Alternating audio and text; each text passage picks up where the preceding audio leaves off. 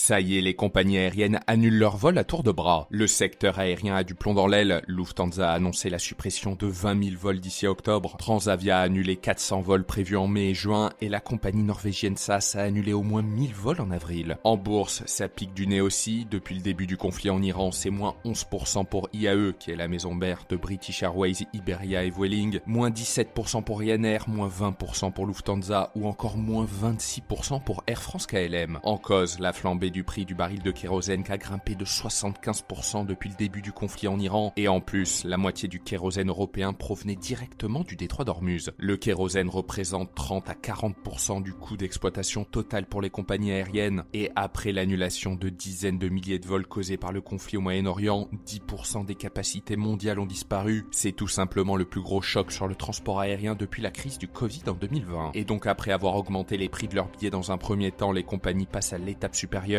supprimer littéralement des vols non rentables. Pour le patron de Ryanair, cette situation, je cite, incite en plus les voyageurs à se retenir de prendre des réservations dans l'attente d'une normalisation, ce qui accroît donc encore plus la pression sur les compagnies aériennes. Et retrouvez toute l'actualité économique et financière sur le site de Zone Bourse.